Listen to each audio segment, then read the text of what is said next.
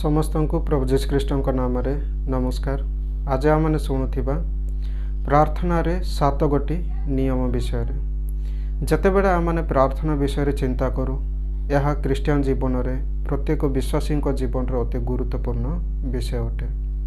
प्रार्थना करवा हूँ परमेश्वर सहित जोगाजोग करवा, परमेश्वर ठारू मार्गदर्शन को खोजा एवं विश्वास रे वृद्धि पाइबा।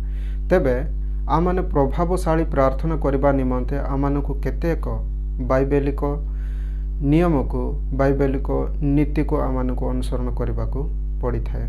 तेबे आज आम शुणुवा ना प्रार्थना रे 7 गोटी नियम। प्रथम नंबर विषय होछि आमने विश्वास सहित प्रार्थना करवा उचित। जेतेबेले आमने प्रार्थना करूँ आमानक प्रार्थना रे विश्वास आवश्यक। मार्क पुस्तक 11:24 पद अनुसार आमान को विश्वासर आवश्यक। जेतेबेले प्रभु जीशु ख्रीष्ट तांको शिष्य मानकु कहूतिले से विश्वास उपर केंद्र करके से कहूतिले। जेतेबेले आमने प्रार्थना करूँ परमेश्वर को निकट को जाओ आमने प्रार्थना रे विश्वास सहित तांको निकट को जीवा उचित। उदाहरण स्वरूप जेतेबेले जड़े शिशु तांको पितांको निकट को जेकोसी विषय मागिबा पई जाआंती से विश्वास सहित तांको पितांको निकट को जाआंती एवं से ताहाकु प्राप्त होती। ठीक से प्रकार आज प्रत्येक विश्वासी जेतेबेले आमाने प्रार्थना करूँ आमानक प्रार्थना रे विश्वास रहिबा उचित। आमाने सर्वदा परमेश्वरंकर शक्ति एवं परमेश्वरंकर प्रतिज्ञा उपरे आमाने विश्वास करबा उचित। सेही प्रार्थना आमानकु उत्तर दे थाए जेतेबेले आमाने विश्वास रे प्रार्थना करूँ। द्वितीय नंबर नियम होछि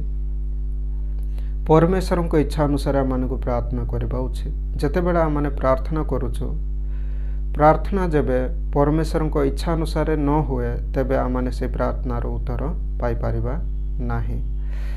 प्रार्थना रे सबु बेले परमेश्वर योजना को आमने खोजिबा उचित। परमेश्वर इच्छा अच्छी कि ना, परमेश्वर इच्छा कौन, यही विषय रे जहाँ मु मागुचे यह परमेश्वर इच्छा कि यही विषय को आमने खोजिबा उचित। जेतेबेले प्रभु जीशु ख्रीष्ट लूक पुस्तक 22:24 पदरे प्रार्थना कले सही समय रे प्रभु जीशु ख्रीष्ट परमेश्वर इच्छा को खोजिले। तांके जेतेबेले प्रार्थना कले से शेष रे परमेश्वर इच्छा रे एग्री होउचंती एवं कहउचंती पिता तुम्भर इच्छा सफल हेउ। आज मध्य आमाने जेतेबेले प्रार्थना करू सर्वप्रथमे आमाने यही विषय को ध्यान देवा उचित जे मु जो विषय को मागुची यह कौन परमेश्वर को इच्छा रे अच्छी कि परमेश्वर को इच्छा अनुसार मु प्रार्थना करुची कि। प्रथम जहन 5:14 पद अनुसार जदि आमने देखिबा जबे आमे परमेश्वर इच्छा अनुसार प्रार्थना करूँ तेबे आम्भे माने जे सही विषय को पाई अच्छु यही साहस आमानक मध्य रे आसे। किंतु जबे आमने परमेश्वर को इच्छा रे प्रार्थना न करूँ तेबे आमानक हृदय रे सही साहस आसे नहीं किंबा से प्रार्थनार उत्तर मध्य आमने पाई न थाउ। तेणु जेतेबेले आमने प्रार्थना करबा परमेश्वर को इच्छा अनुसार प्रार्थना करबा उचित। यह होछि प्रार्थनार द्वितीय नियम। तृतीय नियम हेउछि जेतेबेले आमने प्रार्थना करूँ शुद्ध हृदय रे आमने प्रार्थना करबा उचित।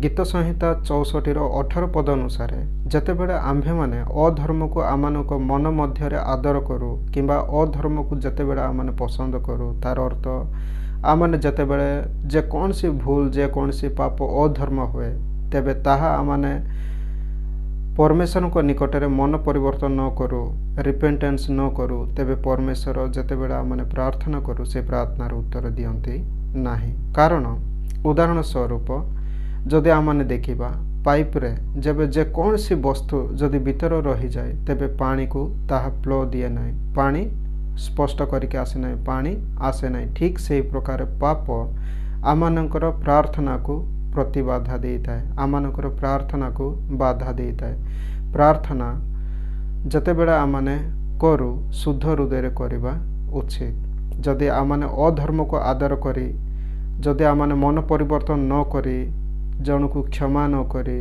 जन सहित संपर्क भल न रखी जब प्रार्थना करबा तेबे परमेश्वर से प्रार्थनार उत्तर दियंती नहीं। तेबे चतुर्थ नंबर नियम हेउछि आम्भे माने निरंतर प्रार्थना करबा उचित। जेतेबेले आमने प्रार्थना करू ताहा निरंतर तार अर्थ सकाळरू संध्या पर्यंत प्रार्थना करबा नुहे ଏଠାରେ ନିରନ୍ତରର ଅର୍ଥ ହେଉଛି ଆମମାନେ ପ୍ରାର୍ଥନା କରିବାର ଏକ ସମୟକୁ ଏକ ଟାଇମ୍ ଟେବୁଲକୁ ପ୍ରସ୍ତୁତ କରୁ ଏବଂ ତା ଅନୁସାରେ ଆମମାନେ ପ୍ରାର୍ଥନା କରୁ।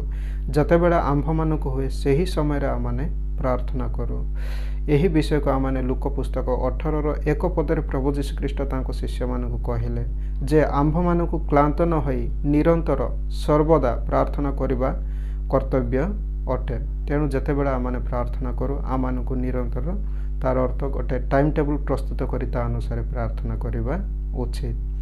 ଆମମାନେ ଉଦାହରଣ ସ୍ୱରୂପ ଯେବେ ଦେଖିବା ଲୁକ ପୁସ୍ତକ 18 ଅଧ୍ୟାୟ ସେଇଠାରେ 1ରୁ 8 ପଦ ଯାଏ ଆମମାନେ ଦେଖିପାରିବା ଜଣେ ବିଧବା ମା ଜଣେ ଶାସନକର୍ତ୍ତାଙ୍କ ନିକଟକୁ ସେ ବାର ଯେତେବେଳେ ସେ ଯାଉଛନ୍ତି ସେ ତାଙ୍କର ବାର ନିରନ୍ତର ଯେତେବେଳେ ଯାଉଛନ୍ତି ତାହା ଦେଖି ତାଙ୍କର ସମସ୍ୟାର ସମାଧାନକୁ କରିକି ଦେବେ। କିନ୍ତୁ ଆମମାନେ ଯଦି ଦେଖିବା ସେଠାରେ ସେଇ ଶାସନକର୍ତ୍ତା ସେ ପରମେଶ୍ୱରଙ୍କ ଭୟକାରୀ ମଧ୍ୟ ନୁହନ୍ତି କିମ୍ବା ଲୋକଙ୍କୁ ଆଦର କରିବା କିମ୍ବା ଲୋକଙ୍କୁ ମାନିବା ଲୋକ ମଧ୍ୟ ନଥିଲେ। କିନ୍ତୁ ଆମମାନଙ୍କର ପରମେଶ୍ୱର ଆମମାନଙ୍କୁ ପ୍ରେମ କରନ୍ତି, ଆମମାନଙ୍କର ପରମେଶ୍ୱର ଆମମାନଙ୍କୁ ନ୍ୟାୟ ଦିଅନ୍ତି, ଆମମାନଙ୍କର ପରମେଶ୍ୱର ଆମମାନଙ୍କର ଉତ୍ତମତାକୁ ଚାହାନ୍ତି। ତେଣୁ ଯେତେବେଳେ ଆମମାନେ ପରମେଶ୍ୱରଙ୍କ ନିକଟକୁ ଯାଉ ତେବେ ଆମମାନେ ସାହସର ସହିତ ଆମମାନେ ଯାଉ ଏବଂ ଆମମାନେ ନିରନ୍ତର ସର୍ବଦା ଆମମାନେ ପ୍ରାର୍ଥନା କରିବା ଉଚିତ। କାରଣ ପରମେଶ୍ୱର ଆମମାନଙ୍କର ପରିସ୍ଥିତିକୁ ଆମମାନଙ୍କର ସବୁ ବିଷୟକୁ ବୁଝନ୍ତି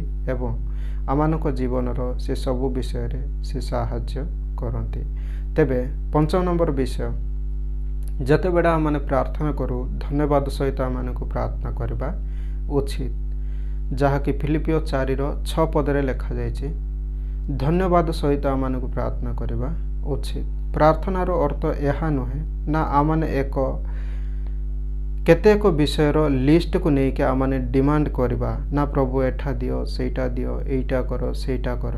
କିନ୍ତୁ ପ୍ରାର୍ଥନାର ଅର୍ଥ ହେଉଛି ଧନ୍ୟବାଦ ସହିତ ଆମମାନେ ପରମେଶ୍ୱରଙ୍କ ନିକଟକୁ ଯିବା। ଯେକୌଣସି ବିଷୟ ମଧ୍ୟ ପରମେଶ୍ୱର ମାସ ଭିତରେ ବର୍ଷ ଭିତରେ ଦିନ ଭିତରେ ଯାହା ବି ସପ୍ତାହ ଭିତରେ ପରମେଶ୍ୱର କାର୍ଯ୍ୟ କରିଛନ୍ତି ସେ ସବୁ ବିଷୟକୁ ନେଇକି ଆମମାନେ ପରମେଶ୍ୱରଙ୍କ ନିକଟରେ କୃତଜ୍ଞତାର ହୃଦୟକୁ ଉପସ୍ଥାପନା କରିବା।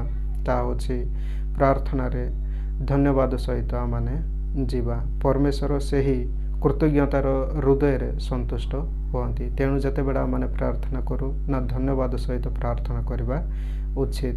6 ନମ୍ବର ବିଷୟ ଯେତେବେଳେ ଆମମାନେ ପ୍ରାର୍ଥନା କରୁ ଯୀଶୁଖ୍ରୀଷ୍ଟଙ୍କ ନାମରେ ପ୍ରାର୍ଥନା କରିବା ଉଚିତ, ଯାହାକି ଜହନ ପୁସ୍ତକ 14, 13 ଏବଂ 14 ପଦରେ ଲେଖାଯାଇଛି। ଯେତେବେଳେ ଆମମାନେ ଯୀଶୁଖ୍ରୀଷ୍ଟଙ୍କ ନାମରେ ପ୍ରାର୍ଥନା କରୁ ତେବେ ପରମେଶ୍ୱର ସେ ପ୍ରାର୍ଥନାର ଉତ୍ତର ଦିଅନ୍ତି। ପ୍ରଭୁ ଯୀଶୁଖ୍ରୀଷ୍ଟ ପ୍ରତିଜ୍ଞା କରନ୍ତି ଯେକୌଣସି ବିଷୟ ଯେବେ ଆମେ ଯୀଶୁଙ୍କ ନାମରେ ମାଗୁ ତେବେ ତାହା ସେ ଦେବେ, ତାହା ସେ କରିବେ। ତାର ଅର୍ଥ ଏଠାରେ ଯୀଶୁଖ୍ରୀଷ୍ଟଙ୍କ ନାମର ଅର୍ଥ ନା ତାହାଙ୍କ ଶକ୍ତି ଏବଂ ତାହାଙ୍କ ଅଧିକାର ସହିତ ଆମମାନେ ଯେତେବେଳେ ପ୍ରାର୍ଥନା କରୁ ନା ତାହାଙ୍କର ନାମ ବା ତାହାଙ୍କର ଶକ୍ତି ଆମମାନଙ୍କର ପ୍ରାର୍ଥନାକୁ ଶକ୍ତିଶାଳୀ କରିଥାଏ ଏବଂ ପ୍ରାର୍ଥନାର ଉତ୍ତର ଆସିବାରେ ସାହାଯ୍ୟ କରିଥାଏ। ତେବେ ଉଦାହରଣ ସ୍ୱରୂପ ଯଦି ଦେଖିବା ରାଜାଙ୍କର ଚିଠି ଯେତେବେଳେ ତାଙ୍କର ମୁଦ୍ରାଙ୍କନ ସହିତ ଯେତେବେଳେ ବହନ କରାଯାଏ ତେବେ ତାହାଙ୍କର ଅଧିକାର ଦ୍ୱାରା ତାହା କ'ଣ ହୁଏ ନା ତାଙ୍କର ଅଧିକାରକୁ ବହନ କରେ। ଯେତେବେଳେ ସେ ଚିଠି ଯାହାଙ୍କ ନିକଟକୁ ମଧ୍ୟ ଯାଏ ନା ରାଜାଙ୍କର ଚିଠି ଭାବରେ ତାହା ଗ୍ରହଣଯୋଗ୍ୟ ହୁଏ। ଠିକ୍ ସେହି ପ୍ରକାର ଯେତେବେଳେ ଆମମାନେ ଯୀଶୁଖ୍ରୀଷ୍ଟଙ୍କ ନାମରେ ପ୍ରାର୍ଥନା କରୁ ତେବେ ତାହାଙ୍କର ସେହି ଅଧିକାର ଆମମାନଙ୍କ ପ୍ରାର୍ଥନାକୁ ଶକ୍ତିଶାଳୀ କରିଥାଏ।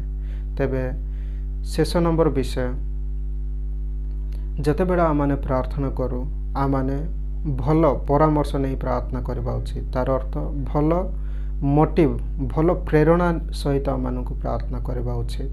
ବେଳେବେଳେ ଆମମାନେ ଏହି ପ୍ରକାର ବିଷୟକୁ ପ୍ରାର୍ଥନାରେ ମାଗିଥାଉ ଯାହାକି ଆମମାନଙ୍କର ଇଚ୍ଛା ଅନୁସାରେ ଆମମାନେ ମାଗୁ, କିନ୍ତୁ ପରମେଶ୍ୱରଙ୍କର ଇଚ୍ଛାକୁ କିମ୍ବା ପରମେଶ୍ୱରଙ୍କ ପ୍ରେରଣାରେ ଆମମାନେ ପ୍ରାର୍ଥନା କରିନଥାଉ। ତେଣୁକରି ମନ୍ଦ ଅଭିପ୍ରାୟରେ ପ୍ରାୟ ଆମମାନେ ମାଗିଥାଉ, ସେ ପ୍ରାର୍ଥନାର ଉତ୍ତର ଆମମାନଙ୍କୁ ପ୍ରଭୁ ଦେଇନଥାନ୍ତି।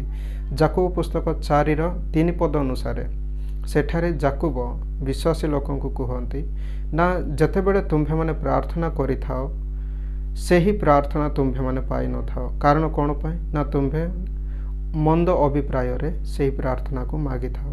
ଆଜି ମଧ୍ୟ ଠିକ୍ ସେହି ପ୍ରକାର ଯେବେ ଆମମାନେ ପ୍ରାର୍ଥନା କରୁଛୁ କିନ୍ତୁ ଆମମାନଙ୍କ ପ୍ରାର୍ଥନାରେ ଯେବେ ଭୁଲ ଧାରଣା ଅଛି, ଭୁଲ ଅଭିପ୍ରାୟରେ ମାଗୁଛୁ କିମ୍ବା ମନ୍ଦ ଅଭିପ୍ରାୟରେ ମାଗୁଛୁ, ମନ୍ଦରେ ଆମମାନଙ୍କର ସ୍ୱାର୍ଥରେ ଯେକୌଣସି ବିଷୟକୁ ବ୍ୟବହାର କରିବା ପାଇଁ ଆମମାନେ ମାଗୁଛୁ, ତେବେ ପରମେଶ୍ୱର ସେ ପ୍ରାର୍ଥନାର ଉତ୍ତର ଦିଅନ୍ତି ନାହିଁ। ତେବେ ଆମମାନେ ବୁଝିଲୁ ନା ପ୍ରାର୍ଥନାରେ 7 ନିୟମ, ଏହି ନିୟମକୁ ଆମମାନେ ପାଳନ କରିଲେ ଆମମାନଙ୍କ ପ୍ରାର୍ଥନାର ଉତ୍ତର ଆମମାନଙ୍କୁ ଆସିଥାଏ। ଆମେନ୍।